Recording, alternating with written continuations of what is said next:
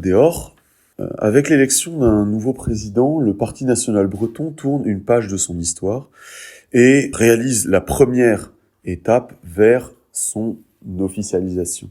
Donc à cette occasion, j'ai voulu donner donc un discours d'orientation générale pour expliquer mes attentes et mes souhaits par rapport à l'orientation du parti pour l'année à venir, du coup, puisque le mandat présidentiel est valable pour une durée d'1 an renouvelable. Et je vais donc vous parler de mes souhaits et attentes pour l'évolution du parti pour l'année qui arrive. Nous avons, au cours de cette année 2024-2025 qui s'annonce, 2 défis majeurs à relever. Enfin, les deux étant liés en fait à notre désenclavement. Le premier étant donc notre dégroupusculisation. Et le second étant notre capacité à amener des candidats aux prochaines élections locales qui auront lieu à partir de 2026. Donc le projet est donc de nous transformer, en fait d'achever notre transformation en un véritable parti politique au sens légal du terme, tout en conservant l'activité et la radicalité qui nous sont propres. Comme je l'ai évoqué hier, il est absolument essentiel que nous soyons irréprochables sur le plan personnel, puisque, comme l'avaient évoqué Gandhi et Tolstoï, pour changer le monde, il faut toujours commencer par se changer soi-même. Et cela fait partie, en fait, de cette politique de dégroupusculisation, puisque notre objectif est de nous montrer respectables aux yeux du monde, de montrer que nous sommes un parti politique volontaire, un parti politique désireux, pourrait-on dire, de jouer le jeu du champ politique, tout en conservant la radicalité de notre message qui est l'indépendance de la nation bretonne sans concession. En somme, nous devons devenir ce que j'appellerais des radicaux en col blanc, c'est-à-dire des gens qui sont capables de montrer qu'en fait la politique et le nationalisme breton que nous incarnons n'est pas celui d'une bande de skinheads qui se bagarrent dans la rue avec des crétins d'Antifa. Il s'agit de nous rendre respectables en tant que parti politique, non pas pour la respectabilité de notre message qui est et qui doit rester absolument radical, mais bien radical au niveau de nos manières, de la manière dont nous approchons le monde, de la manière dont nous défendons nos idées. La capacité, en somme, à accepter le débat, à proposer des conférences, à commencer à avoir une vie publique. C'est un enjeu extrêmement important pour le développement de notre parti, pour son désenclavement et pour son entrée de plein pied dans la vie politique bretonne. Pour cela, il est nécessaire qu'à terme, d'ici 1 an, nous ayons des personnes qui soient capables de se montrer et de représenter le Parti national breton à visage découvert. Ce sera mon cas très bientôt, et s'il y a des personnes qui, dans le parti, sont disposées à faire de même, à prêter leur visage au parti, eh bien, ce sera tant mieux. Parce que c'est, encore une fois, une étape particulièrement importante de la vie du parti, ce moment, en fait, où nous pouvons offrir un visage aux yeux du monde, et où ce visage ne soit pas méprisable ni méprisant. Alors, il ne faut pas nous y tromper, nos ennemis continueront à hurler aux fascistes, aux racistes, à tout ce que vous voulez. Nous pouvons les ignorer. Leurs hurlements impressionnent de moins en moins de monde à l'heure actuelle. Ils sont, eux et le système qu'ils représentent, est en phase terminale de leur existence. Et leurs cris d'orfraie ne doivent pas nous effrayer. Ceux que nous devons attirer, ceux vis-à-vis de qui nous devons montrer une bonne image, c'est la population bretonne dans sa simplicité, là où elle est enracinée dans les villes, dans les villages, à l'ouest comme à l'est, comme au nord, comme au sud. Tous les Bretons, d'Ouessant à Fougères, à Clisson, à Cancale, à Roscoff, à Vannes. Et ce sont véritablement ces personnes-là que nous devons chercher à toucher en n'hésitant pas à nous montrer présents dans la rue, auprès d'eux, toujours aimables, souriant à leur contact, chacun selon nos capacités et nos compétences propres, nous pouvons servir la nation. Parce que, effectivement, ce qu'on pourrait nous reprocher, c'est nous dire, mais le parti est un parti qui va s'intellectualiser, il n'y aura pas de place pour les gens plutôt gros bras, etc. Alors d'une part, il est important de rappeler que le parti, comme tout parti qui se professionnalise, aura besoin d'un service d'ordre. Et que ces personnes, du coup, ces personnes qui sont plus physiques qu'intellectuelles, trouveront une place privilégiée dans ce service d'ordre. Cependant, il est essentiel que ces personnes soient tenues à la même représentation de vertu qui est attendue de chaque membre du Parti national breton. Nous n'attendons évidemment pas d'eux qu'ils se jettent dans des débats intellectuels à corps perdu avec tel ou tel adversaire, mais ils ont une place et ils représenteront également le Parti national breton au même titre que ses cadres. Donc cet enjeu est d'une importance capitale, puisque nous devons donner la possibilité à la population bretonne d'adhérer à notre message. Pour cela, je souhaite qu'à mesure que l'année avance, que nous commencions à organiser des événements publics, comme celui qui avait été réalisé à Rospordin l'année dernière, qui a eu un retour extrêmement positif de la population et beaucoup moins positif des élites locales et des antifas, ce qui est extrêmement positif, et que nous continuions en fait à entrer de plus en plus en contact, mais véritablement en contact concret, en contact direct avec la population bretonne, via des événements de rue, via des conférences, via des débats publics, et toutes ces sortes de choses. Dans la vie du parti, c'est le moment où nous allons chercher à séduire et à convaincre, mais encore une fois, sans rien changer de la radicalité de notre message. Car un écueil qui est dangereux, c'est de se dire que pour toucher la population, nous devons nous affadir. Nous devons dire, ok, bon, peut-être qu'on ne devrait pas trop parler d'indépendance, peut-être qu'on devrait plutôt parler d'autonomie. À mon avis, c'est une erreur. Parce que, déjà, si on s'affadit comme ça, si on se s'édulcore de cette manière-là, déjà, d'une part, c'est quelque chose qui nous sera reproché. Et d'autre part, on perd de vue le but final, et accessoirement, on cherche à tromper la population en faisant ça. Et la population, elle ne s'y trompera pas, elle, pour le coup. Même si dans un temps, elle peut dire « Ah, finalement, l'autonomie, c'est pas si mal, etc. » Sur le temps long, c'est une attitude qui nous desservirait. Et c'est pour ça qu'il est important d'être honnête avec les gens, d'être honnête, mais jamais agressif, jamais violent, en fait. Si violence il y a venant de nos adversaires, bien entendu, nous nous défendrons. C'est notre droit. Si des personnes sont en danger, des Bretons sont en danger, sont mis en danger par des éléments, d'ailleurs intérieurs ou extérieurs à notre peuple, nous leur viendrons en aide, c'est notre devoir. Mais nous ne devons pas être nous-mêmes source de violence. En fait, nous ne devons pas nous-mêmes être, par notre comportement, source de scandale. J'insiste énormément sur ce point. Nous devons être irréprochables. Que les reproches qui nous soient faits soient des pleurs de gauchistes, ça n'a aucune importance. Par contre, il faut que le breton moyen, le breton de la rue, que nous puissions rencontrer à tout hasard, que lui, il puisse dire, voilà, ces gens sont honorables. Peut-être qu'ils diront, je n'adhère pas à votre message. C'est leur droit, et de toute façon, on n'a jamais converti personne en un jour. Par contre, il faut qu'ils puissent dire de nous que nous sommes honorables. En fait, la vertu et la moralité, c'est quelque chose qui est à la portée de tous. Quelles que soient vos capacités, quel que soit votre tempérament, vous êtes tous, nous sommes tous, parce que c'est mon cas également, nous sommes tous des êtres capables de vertu. C'est un petit peu dans ce but, vers cette finalité, que je vous ai beaucoup parlé d'héroïsme et de vertu dans mes diverses prises de parole des années précédentes, parce que c'est véritablement quelque chose vers lequel nous devons tendre, en fait. Si nous voulons incarner l'indépendance et la nation bretonne, nous devons être les meilleurs des Bretons. Et ça va nécessiter un engagement, encore une fois, sur le temps long.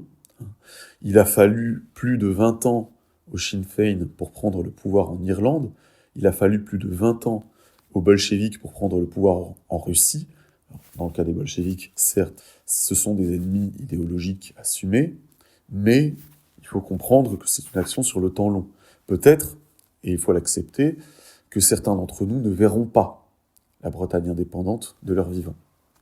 C'est aussi quelque chose que nous devons accepter. Mais, encore une fois, et c'est ce qui nous démarque des individualistes, c'est ce qui nous démarque des gens qui pensent pour et par eux-mêmes, c'est que nous pensons non seulement à nous, mais aussi à toutes les générations qui viendront après nous. Les partis nationaux bretons, les 3 partis nationaux bretons qui nous ont précédés, étaient dans cette optique.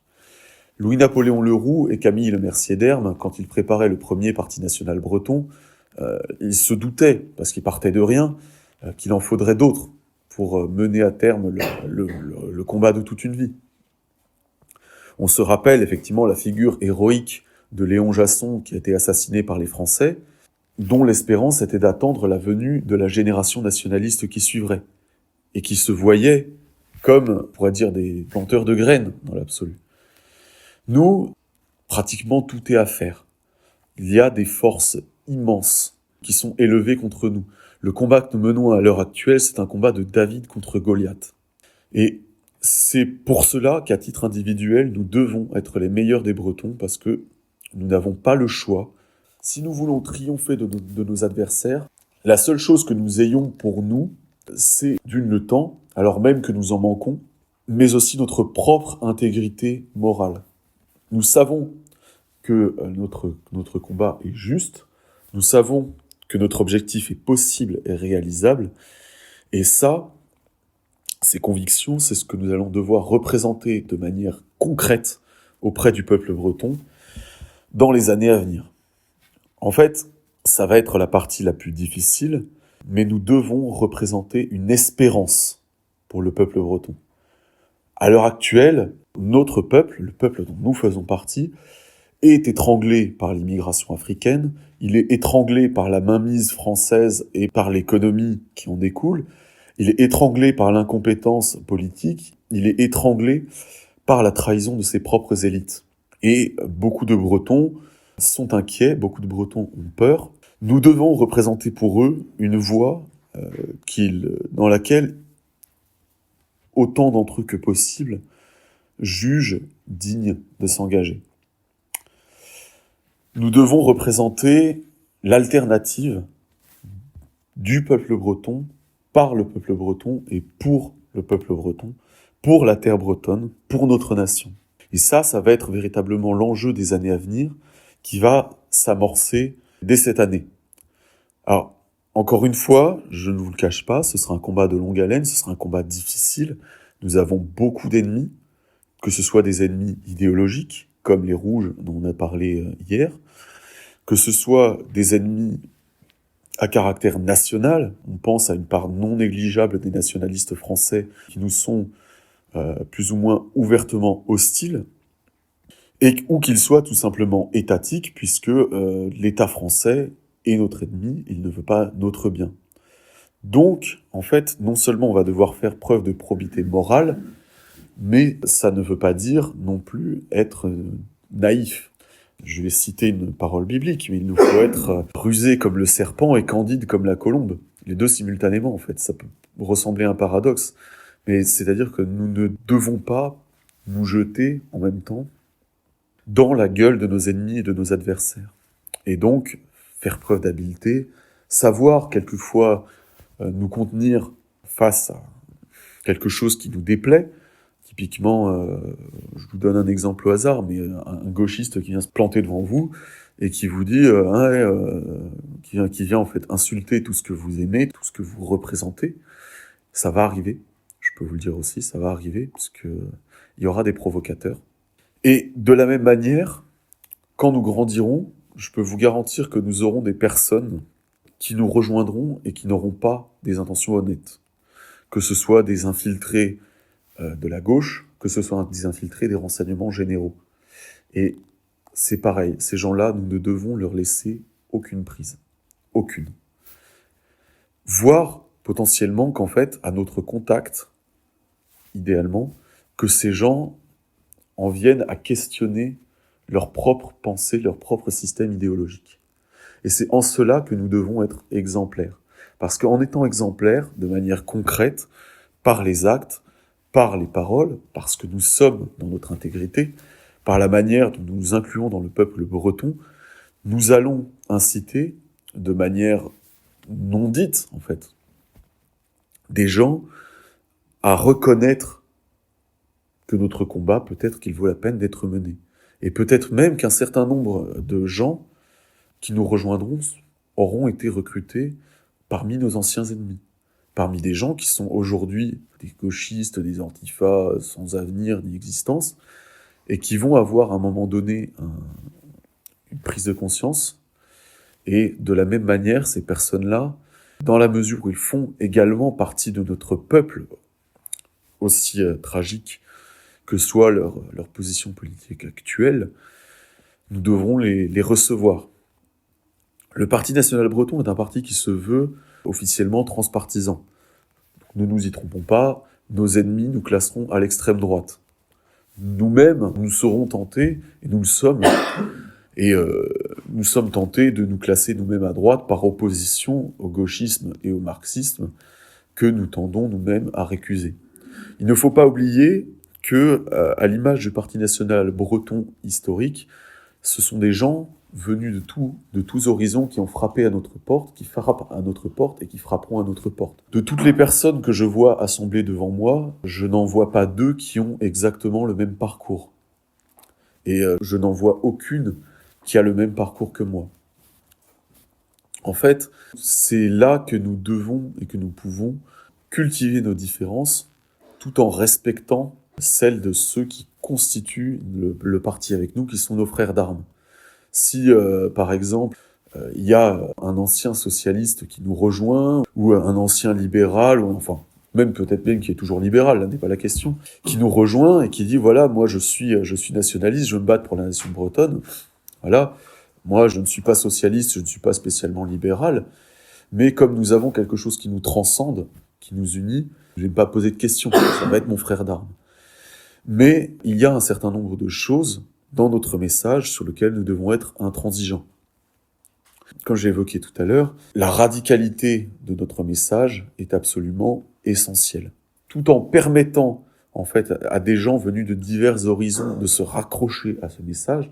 Et c'est pour ça qu'en fait, fondamentalement, notre manifeste porte sur assez peu de points, au bout du compte. On parle très très peu d'économie dedans, parce que beaucoup de questions, au final, seront posées pendant, voire après l'indépendance. Comme qui dirait, il ne faut pas mettre la charrue avant les bœufs. Et nous, en tant que Parti national breton, nous affirmons vouloir accueillir tous les Bretons qui se reconnaissent dans le nationalisme breton, quelles que soient leurs origines et leurs sensibilités antérieures. Que ce soit potentiellement peut-être des Bretons, des anciens de l'Action française ou d'Oriflamme, que dis-je, que ce soit des Bretons, je ne sais pas, des anciens qui viennent du Parti socialiste, peut-être même de l'Union pirate, ou peu importe. Quelles que soient leurs origines, ils ont, à partir du moment où ils se reconnaissent dans notre manifeste, à partir du moment où ils se reconnaissent dans la nation bretonne, dans la nécessité, effectivement, de mettre fin à une immigration massive qui nous met profondément en danger, et qu'ils se reconnaissent dans la nécessité de chasser l'État français de Bretagne, ils sont les bienvenus. Alors, effectivement, doctrinalement parlant, la radicalité du message doit être portée par notre irréprochabilité. Et l'autre défi, ça sera de faire entendre que ce qui paraît radical est en fait profondément raisonnable. Quand on parle de neutralité, par exemple, il s'agira d'expliquer ce que ça signifie. Parce qu'à l'heure actuelle, si vous allez interroger quelqu'un dans la rue, que vous lui parlez, que vous lui dites, bon, pour vous, la neutralité, c'est quoi? En fait, il va vous répondre que ça veut dire ne rien faire et regarder les autres se battre. En réalité, la neutralité politique dans les relations internationales, c'est la posture qui est authentiquement la plus difficile à maintenir sur le plan international. Puisque, en fait, il s'agit à la fois de repousser les risques de prédation des États, de choisir ses amis, de connaître ses voisins, et en fait de se positionner d'une manière qui ne nous engage pas sur le plan international. Et ça, ce sont des choses qu'il faut faire entendre pour que les personnes qui reçoivent ces paroles, qui reçoivent ces échanges, se disent « Ok, c'est recevable ». Il va peut-être pas être d'accord, encore une fois, on n'a jamais converti personne en un jour. Par contre, qu'on lui fournisse des exemples concrets de ce que nous voulons, qui a marché dans l'histoire, qui marche peut-être encore maintenant. Par exemple, de leur dire, voilà, nous voulons un État sur le modèle suisse. C'est dit explicitement dans notre programme. L'État national breton sera un État fédéral chapeauté par un système régalien sur le modèle suisse. C'est explicite, en fait. On prend exemple sur ce qui marche. Parce que, en donnant des exemples de ce qui marche dans notre discours, dans ce que nous expliquons, dans ce que nous explicitons, dans ce que nous développons, en fait, nous montrons que ce que nous proposons n'est pas irréalisable. Nous pouvons dire, ok, qu'est-ce qui s'oppose fondamentalement à l'indépendance bretonne? Il y a l'occupation française, les armes notamment nucléaires qu'ils ont déposées un petit peu partout sur le territoire, et fondamentalement c'est tout en fait. C'est-à-dire que la seule chose qui nous retient en otage, qui empêche que la Bretagne puisse être vraiment indépendante aujourd'hui, c'est la volonté française de nous garder en otage parce que nous sommes pour eux, un, une assiette fiscale extraordinaire, et deux, une zone de stockage pour leurs missiles nucléaires. Et accessoirement leur école d'officiers et quelques autres bases du même genre. Au final, la seule chose qui nous retient dans le giron français, ce sont les intérêts français. Donc, on peut en conclure très facilement avec des preuves, des exemples à l'appui. On a un PIB plus important que celui de la Hongrie. La Hongrie est indépendante, pourquoi pas nous? Et tous ces exemples-là, et bien d'autres derrière, ce sont des exemples que nous devons être prêts à donner à tout moment lorsque le débat s'élève. Voilà. Après, vous n'êtes pas obligé d'entrer dans des débats profonds sur la nature philosophique de l'indépendance bretonne, de quoi que ce soit. Juste donner un exemple. Pour beaucoup, beaucoup de gens, c'est suffisant. Parce que de dire, ça a marché pour d'autres pays, et en fait, nous, dans l'absolu, on veut juste prendre ce qui marche. Et en disant qu'on veut prendre ce qui marche, en fait, on montre aux gens qu'on adopte une attitude pragmatique vis-à-vis de la situation. En fait, de dire que nous sommes des pragmatiques et pas des idéalistes. Nous avons un objectif concret que certains jugeraient utopique, hein, on l'entend, puisqu'effectivement, à l'heure actuelle, l'indépendance bretonne paraît très lointaine, et ça, je suis malheureusement d'accord, l'indépendance bretonne paraît très lointaine, mais c'est un objectif concret, et c'est surtout un objectif réaliste. Lointain, d'accord, difficile à atteindre, c'est vrai aussi, mais réaliste. Et ça, nos actions futures devront démontrer que nous ne sommes pas des rêveurs, que nous ne sommes pas des larpeurs, justement, mais bien que nous sommes dans le concret, que ce que nous voulons n'est pas stupide, que ce que nous voulons est réfléchi, que ce que nous voulons, c'est une fin à laquelle nous voulons arriver parce que nous, non seulement nous croyons, mais surtout nous savons qu'elle est réalisable. Et dans cette année qui va suivre, donc outre effectivement notre respectabilisation, tout en gardant encore une fois la radicalité de ce que nous disons, eh bien ça va être la rationalisation de notre programme qui va être particulièrement importante. Donc outre le fait de nous faire connaître de plus en plus, toujours par les voies d'action habituelles, hein, les collages notamment, les stickages, etc., il faut savoir que nous avons la chance d'être, à l'heure actuelle, le groupe politique le plus actif en Bretagne. Je ne plaisante pas, même les partis politiques français ne sont pas aussi actifs que nous, alors qu'ils ont beaucoup plus de moyens que nous. Alors que nous, on réalise des collages partout, on est présent partout en Bretagne. Voilà. Nous sommes forcément limités par nos moyens, mais nous sommes pratiquement partout en Bretagne, et notre activité, notre rigueur militante est à l'heure actuelle une de nos grandes forces. C'est un avantage que nous devons absolument cultiver. Nous devons persévérer, même si sur le coup, vous voyez, on fait notre collage, on a collé nos 40 affiches, on a couvert nos 3 villages, et puis on a l'impression que ça fait rien sur le coup, qu'il se passe rien, que ça sert à rien. Mais en fait, d'une part, c'est l'accumulation des actions, c'est la multiplication de notre présence sur tous les plans, qui attire progressivement du monde.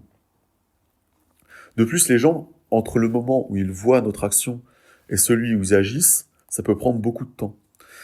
Pour l'exemple, j'ai rencontré récemment une personne au pays de Saint-Malo qui avait pris connaissance du parti via une action de collage qu'on avait fait sur le pourtour de la Rance il y a 2 mois. C'est-à-dire qu'entre le moment où il nous a vus, en fait, le moment où on a réalisé l'action effective, et celui où elle s'est transformée par une adhésion, il s'est passé 2 mois. Donc, il va falloir accepter aussi de laisser le temps au temps, mais toujours en étant actif, volontaire, rigoureux, parce que sur le long terme, c'est ça qui va nous faire gagner. Donc, la première chose, c'est évidemment de poursuivre les actions habituelles pour nous faire connaître, puisque le recrutement est une partie très importante de notre activité. À l'heure actuelle, il faut savoir qu'en plus de tous nos militants actuels, nous avons pratiquement une dizaine d'adhésions en attente qui seront, on l'espère, transformées à partir de la rentrée. On a un flux de mouvements, de visites sur le site, d'envoi de messages, d'échanges, etc., qui est extrêmement important. Et ça, c'est quelque chose que nous ne devons pas négliger, quelque chose sur lequel nous devons impérativement poursuivre notre activité de manière régulière et récurrente, en alternant les moyens d'action, en n'hésitant pas à utiliser, ensuite, si vous avez des occasions, des tractages, des boîtages, etc., à alterner les méthodes d'action pour toucher le plus de monde possible, à nous intéresser aux problématiques locales de nos secteurs, de nos sections respectives, pour pouvoir y apporter une réponse. C'est-à-dire, évidemment, pas juste leur dire « il y a un hôpital qui va fermer, Bretagne indépendante !» en évitant les raccourcis de ce genre, mais de leur dire « voilà, il y a un hôpital qui va fermer, clairement, l'État français vous ignore, il se fout de votre gueule. Un État breton indépendant s'engage à assurer la couverture médicale du pays. » Voilà. Et là, de répondre concrètement aux interrogations locales des gens, via justement, comme on le disait, des méthodes d'action alternatives, des tractages, des boîtages, etc. Parce que c'est pareil, toutes ces actions, en fait, on a l'impression qu'elles ont peu de rendement. Individuellement, c'est vrai. Prises toutes ensemble, c'est une toute autre histoire. Et cette rigueur militante dont nous pouvons nous féliciter, et d'ailleurs dont je vous félicite, plus encore les Rennais à qui on devrait décerner une palme, mais qui malheureusement ne sont pas là, ça se concrétise. Il y a des adhésions, il y a des gens qui arrivent, il y a des sympathisants qui arrivent. Il faut savoir que là, à ce camp d'été, nous sommes 2 fois plus nombreux que nous ne l'étions l'année dernière. Ce qui est extrêmement positif. Et je l'espère que l'année prochaine, nous le serons encore 2 fois plus nombreux. Parce que le but, c'est que ça devienne progressivement le rendez-vous du nationalisme breton, qu'il soit encarté au PNB ou pas d'ailleurs. Hein. C'est effectivement, l'idée, c'est s'il y a des groupes amis, des groupes nationalistes bretons amis, même des personnes qui luttent pour l'indépendance, qu'elles viennent. J'aurais voulu, et je n'ai pas eu l'occasion d'inviter notamment Yves Mervin, par exemple. C'est une personne pour qui j'ai beaucoup d'estime, cet homme-là, qui a justement beaucoup théorisé un État breton viable avec le cercle Pierre-Landais, et des travaux duquel on peut s'inspirer, même si on n'est pas forcément d'accord sur tout avec lui. D'ailleurs, je lui dis, je ne suis pas d'accord avec tout ce que tu écris, mais en fait, tu proposes une démarche qui est raisonnable et raisonnée pour un État breton indépendant. Et ça, c'est quelque chose dont on peut s'inspirer, qu'on peut emprunter. J'ai fait avec son autorisation une lecture d'un de ses fascicules. Faut pas hésiter à taper dedans. Des fois, je dis des trucs qui ne sont pas trop stupides. Donc, la poursuite de ces actions militantes visant à nous faire connaître, d'une part. D'autre part, commencer des actions publiques, poursuivre des actions publiques du même ordre que celle de Rospordin, parce que l'action que nous avons menée à Rospordin l'année dernière, c'était un exemple d'action politique de rue parfaitement menée. Puisqu'il n'y a eu aucun trouble, aucun désordre.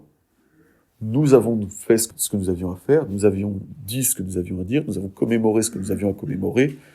Les passants qui sont venus ont écouté. Nous avons eu des bons retours. Nous n'avons rien détruit, rien cassé, rien tagué. Bref, nous nous sommes montrés respectables tout en étant tangibles au contact de la population. Et des gens qui nous ont dit « Ok, on n'est pas forcément d'accord avec vous, je ne suis pas forcément d'accord avec vous, mais ce que vous faites, c'est génial. » C'est encourageant. En fait, des gens qui voient concrètement un parti breton faire des choses concrètes en Bretagne. Et ces événements, ce genre d'événements-là, nous devons les multiplier dans l'année à venir, dans les 2 années à venir, pour nous rendre véritablement visibles, mais surtout pour nous rendre concrets, pour nous rendre tangibles auprès de la population bretonne. De même, une échéance importante, donc, que nous commencerons à préparer au cours de cette année, et donc nous poursuivrons la préparation l'année suivante, donc, sous mon mandat reconduit ou celui d'un autre président, si jamais il s'en vient un plus compétent que moi, qui sera de préparer les élections municipales de 2026. Alors, nous n'escomptons pas nécessairement les remporter. Ce seront les premières élections auxquelles nous viserons à participer, et notre objectif ne sera pas de gagner les élections, en fait. Par contre, ce sera un moyen formidable de nous faire connaître, puisque là, pour le coup, à partir du moment où on commencera à présenter des candidats, même dans des petits villages de moins de 1000 habitants, les médias ne pourront pas faire l'impasse sur nous. Après, peut-être, ils décideront d'étouffer autant que possible, mais qu'en fait, qu'il y ait des membres du Parti national breton qui se présentent à des élections locales, en fait, la presse locale ne pourra pas l'ignorer. Et fatalement, la population locale ne pourra pas l'ignorer non plus. Et ce sera, pour nous, l'objectif que nous viserons avec ces élections, ce ne seront pas nécessairement les élections en tant que telles, c'est, encore une fois, de montrer notre proximité et notre tangibilité vis-à-vis de la population bretonne. En fait, que de dire que nous ne sommes pas des fantômes qui rasons les murs et collons des affiches. Nous sommes des gens concrets, des gens existants qui veulent s'investir dans la politique bretonne et qui montrent cette volonté en participant à ces élections locales. À cette occasion, ce sera forcément, évidemment, l'occasion de nous faire connaître dans les villages et les petites villes où nous pourrons implanter des candidats, bien évidemment, puisque ce sera l'occasion pour nous, eh bien, de faire ce que ne font plus, pratiquement plus, en fait, les partis français, ce qu'ils ne font pas en Bretagne, et je pense que pour beaucoup ne font pratiquement même plus en France, c'est en fait d'aller voir les gens, quasiment faire du porte-à-porte, en fait. Aller voir les gens chez eux, sonner, leur dire bonjour, voilà, je suis candidat, Parti national breton, aux élections, etc. Est-ce que vous voulez parler? Voilà notre tract, est-ce qu'il y a vous avez des questions? Est-ce que vous avez des choses qui vous intéressent, quoi? Selon les réactions des personnes, voilà, on se formalise pas, hein. Il y aura des portes qui nous seront claquées au nez, il faut bien l'admettre. Mais, encore une fois, de dire, voilà, nous sommes là, nous sommes présents devant vous. De dire, nous sommes des gens concrets, des êtres de chair et de sang, qui voulons nous impliquer de manière concrète et certaine et claire dans la vie politique bretonne. Pour un temps, selon les règles du système, mais avec toujours comme finalité l'indépendance de la nation bretonne. C'est une finalité qu'à aucun moment nous ne devons perdre de vue. Et c'est pour ça d'ailleurs que, encore une fois, j'en reviens encore à la question de notre vertu personnelle, c'est qu'en fait, nous devons éviter autant que possible de nous aliéner des membres de la population bretonne. En tout cas, de nous les aliéner inutilement. S'il y a des gauchistes qui nous claquent la porte au nez, on ne pourra pas y faire grand-chose. Mais par contre, le marin, l'ouvrier, le paysan, pour paraphraser une fameuse chanson, qui puisse dire, voilà, ok, on peut parler avec eux. C'est pas des fantômes, on peut parler avec eux, on peut travailler avec eux, on peut les rejoindre. Et ça fait partie encore de nos enjeux pour l'année à venir, c'est que nous devons toujours être au pouls, à l'écoute des problèmes et des besoins que vit la population bretonne. Et nous devons être à même, toujours, d'y apporter des réponses politiques par des propositions concrètes. Et ça, de même, ce sera extrêmement important dans l'année à venir. Pour récapituler, mes attentes pour cette année, c'est poursuivre les actions qui visent à nous faire connaître, que ce soit les actions de collage, les actions de stickage et les actions du même ordre, mais aussi et surtout nous rendre tangibles auprès de la population via des actions de rue, des actions de commémoration, des actions publiques à visage découvert. Et de même que des personnes, des responsables au sein du parti, donc déjà le président, moi-même, le fera dans un futur proche, et que d'autres membres cadres responsables du parti acceptent de dire « Ok, c'est ma tête, c'est mon prénom ». Voilà, il suffit de donner un visage et un prénom, hein. Il n'y a même pas forcément besoin de donner nom de famille dans un premier temps. Pour les élections, il faudra, mais d'ici là, c'est même pas nécessaire de donner un nom de famille dans un premier temps, mais de donner un visage et un prénom, en fait, déjà. De dire, voilà, c'est pas skinhead numéro 76 qui fait des ratonnades dans les cités, en fait. C'est Erwan, voilà, qui est un individu concret, qui a un visage, qui a une tête, qui n'a absolument pas une tête de nazi, en fait. Ok. C'est Yann, je donne des noms au pif, hein. C'est Yann, c'est Marc, c'est Sylvain, c'est machin, etc. En fait, c'est des gens, de leur dire, en fait, on est des gens normaux. Et qu'on n'est pas de dangereux poseurs de bombes extrémistes, ou que sais-je encore. Et voilà, en fait, l'orientation politique que je souhaite, en fait, c'est, pour cette année, commencer à nous donner les moyens et les armes pour entrer de plein pied dans la vie politique publique bretonne. Pour ça, chercher à travailler avec les cercles et les groupes, d'une part, qui sont nationalistes bretons, dont j'ai évoqué le cercle pierrelandais, par exemple.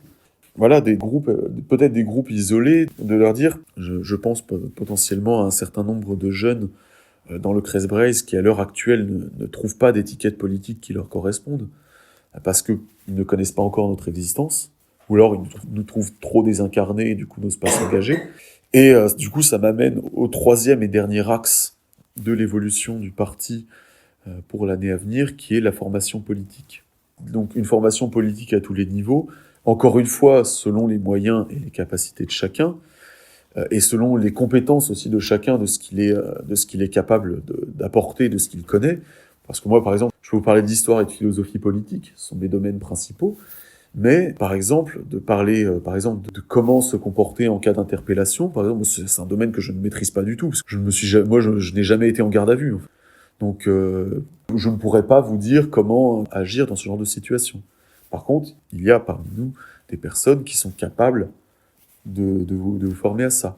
De la même manière, à certaines formes de militantisme, d'organisation militante, ce sont des réponses sur lesquelles je ne suis pas forcément capable de former d'autres personnes, mais il y a des personnes ici qui, eux, en sont capables parce qu'ils ont une expérience militante antérieure, parce qu'ils ont un historique, et du coup, qui peuvent, en fait, nous apporter ces formations, en fait. Vous avez tous, tant que vous êtes dans vos vécus respectifs, quelque chose à apporter en termes de savoir, en termes de savoir-faire au parti.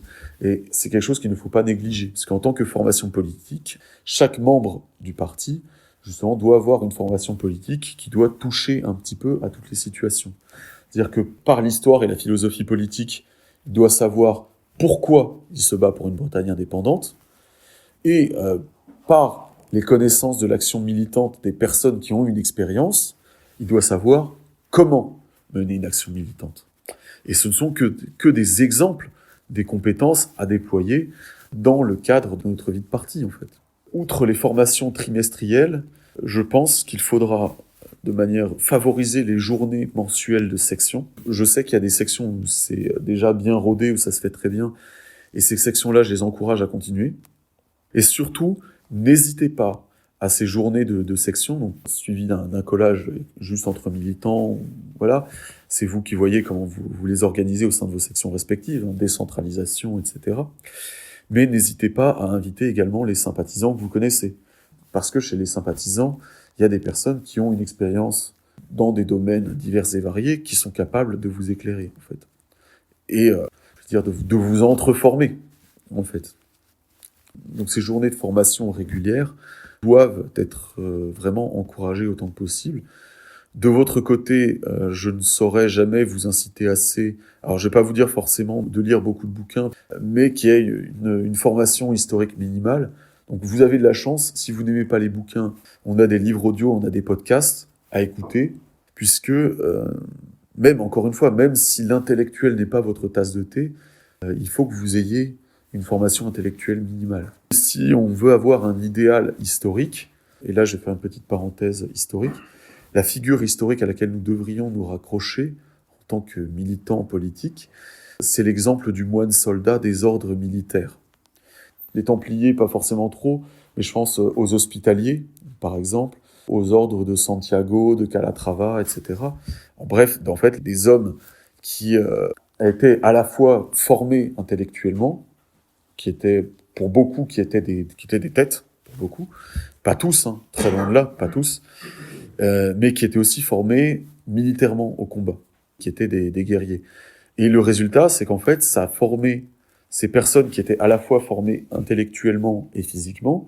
En fait, ça a donné individuellement, je vous dis pas, vous devez aller à la salle 4 heures par jour et lire 3 bouquins par jour. Non. Encore une fois, de chacun selon ses capacités. Si vous êtes plutôt orienté physique, cultivez votre aspect physique et ayez la formation intellectuelle minimale. Inversement, si vous êtes plutôt intellectuel, suivez un entraînement physique minimal, sachez un minimum vous battre et gérer des situations stressantes. Ça, c'est quelque chose que je sais faire pour le coup, à mon modeste niveau, mais, et du coup, cultivez vos capacités intellectuelles, cultivez votre formation intellectuelle, etc. Mais il faut que vous ayez au moins un petit peu de chaque.